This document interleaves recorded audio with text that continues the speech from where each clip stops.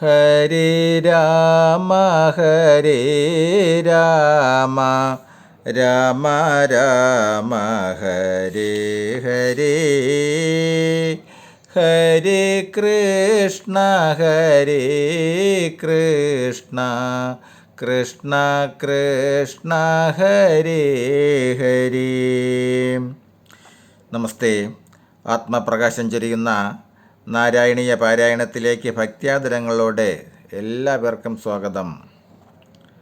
അതുപോലെ ഇപ്പോൾ വൈശാഖ മാസമാണ്.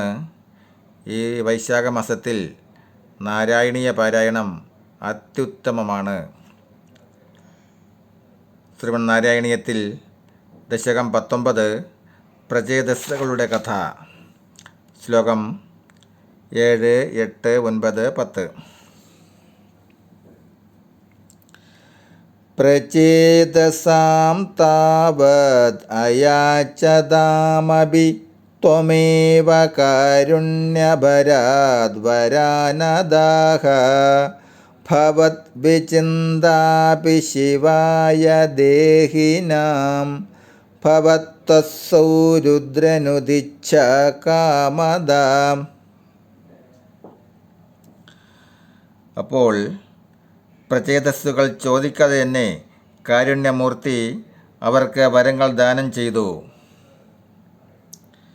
നിങ്ങളെക്കുറിച്ചുള്ള വിചാരം പോലും ജീവികൾക്ക് ശ്രേയസ്സിനായി ഭവിക്കട്ടെ.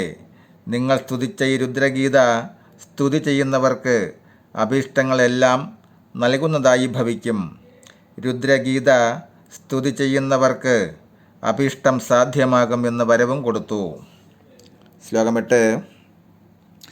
അവാപ്യ കാന്താം തനയാം മഹീരുഹാം തയാരമധ്വം ദശലക്ഷവത്സരീം സ്തുതോസ്തു ദക്ഷോ നനു തക്ഷണാച്ച മാം പ്രയാസ്യധീതി നിഗതോ മുദൈവ താൻ.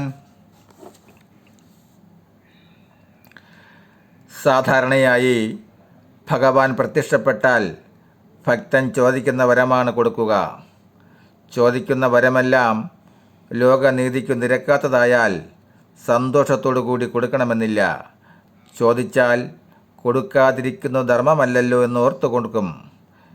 എന്നാൽ ചോദിക്കാതെ ഭക്തൻ്റെ മനസ്സ് മനസ്സിലാക്കി ഭഗവാൻ സന്തോഷപൂർവ്വം തന്നെ വരം കൊടുക്കും. ഇവിടെ പ്രചേതാക്കൾക്ക് ലഭിച്ച വരം അങ്ങനെയാണ്. അതിന് മഹാത്മ്യം കൂടും.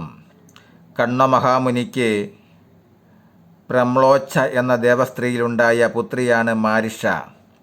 ആ കന്യകയെ വിവാഹം ചെയ്ത് സുഖിച്ചു ജീവിതം കഴിക്കാനാണ് കൽപ്പിച്ചത്.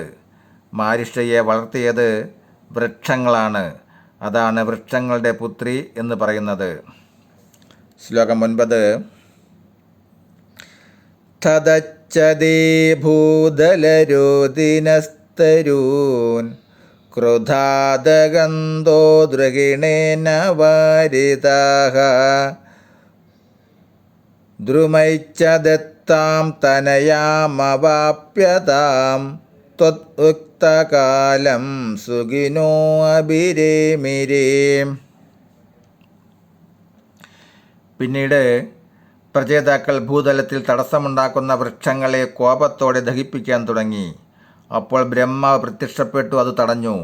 അതിനുശേഷം പറഞ്ഞു, നിങ്ങൾ വൃക്ഷങ്ങളുടെ പുത്രിയെ വേട്ട് സുഖമായി ജീവിക്കുക. അവർ അത്രയും കാലം സുഖമായി ഭാര്യമൊത്ത് രമിച്ചു കഴിഞ്ഞുകൂടി. ഭഗവാൻ പ്രത്യക്ഷമായി പ്രചേതസ്സുകൾക്ക് സന്തോഷപൂർവ്വം വരം നൽകി. അപ്രത്യക്ഷനായ ശേഷം അവർ പൊയ്കൾ നിന്ന് കയറി നോക്കിയപ്പോൾ ഭൂമിയിൽ മുഴുവൻ മരങ്ങൾ കാടുപോലെയായിരിക്കുന്നു. പ്രാചീന ബർഹിസ് സായുജ്യമടഞ്ഞ ശേഷം ഭൂമി പാലനത്തിന് ആരുമില്ലാതായതിനാലാണ് ഭൂമി കാടായത് എന്നവർക്ക് തോന്നി. അവർ ക്രോധിച്ച് അവർ അനലനെയും സൃഷ്ടിച്ചു. ആ വൃക്ഷങ്ങളെയെല്ലാം ചുട്ടുകരിക്കാൻ തുടങ്ങി. ഇത് കണ്ട ബ്രഹ്മാവ് ഭയപ്പെട്ട് വിചാരിച്ചു, ഇവർ ഈ പ്രവൃത്തി തുടർന്നു പോയാൽ ഭൂമിയിൽ ഒറ്റ മരത്തിനും ഭാവിയില്ലാതാകും. അതു ധർമ്മമല്ല. മരങ്ങളുടെ സാന്നിധ്യം ഭൂമിയിൽ ജീവജാലങ്ങൾക്ക് ആവശ്യമാണ്. അത് നിലനിർത്തണം. ഈ വിചാരത്താൽ ബ്രഹ്മാവ് പ്രത്യക്ഷപ്പെട്ട് പ്രചേതാക്കളെ ആ പ്രവൃത്തിയിൽ നിന്ന് വിരമിക്കാൻ കൽപ്പിച്ചു. അപ്പോൾ ബാക്കി നിന്ന മരങ്ങൾ പുത്രിയായ മാരിഷയെ പ്രചേതസ്സുകൾക്ക് നൽകി.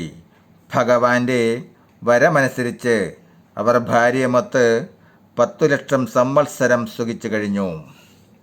ശ്ലോകം 10.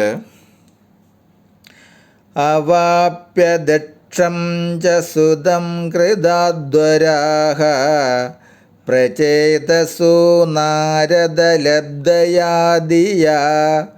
അവാപുർ ആനന്ദപദം തഥാവിദഃ ത്വം ഈശവാദാലയനാഥ പാഹി മാം. പലവിധ യാഗങ്ങൾ ചെയ്തതിൻ്റെ ഫലമായി പ്രചേതസ്സുകൾക്കൊരു പുത്രനുണ്ടായി. അതാണ് ദക്ഷൻ എന്നറിയപ്പെട്ടത്. ദക്ഷൻ വളർന്നു കഴിഞ്ഞപ്പോൾ അവൻ നാരദനിൽ നിന്ന് ലഭിച്ച ആത്മജ്ഞാനത്താൽ മോക്ഷത്തിനർഹനായി. അങ്ങനെയുള്ള ഗുരുവായൂരപ്പ അങ്ങനെ രക്ഷിക്കണമേ. ഹരേ രാമ ഹരേ രാമ രാമ രാമ ഹരേ ഹരേ ഹരേ കൃഷ്ണ കൃഷ്ണ കൃഷ്ണ ഹരേ ഹരേ. നമസ്തേ. അടുത്ത ഭാഗം ദശകം 20 ഋഷഭയോഗീശ്വരചരിതം. ഋഷഭയോഗീശ്വരചരിതം തുടരും നാളെ. നമസ്തേ.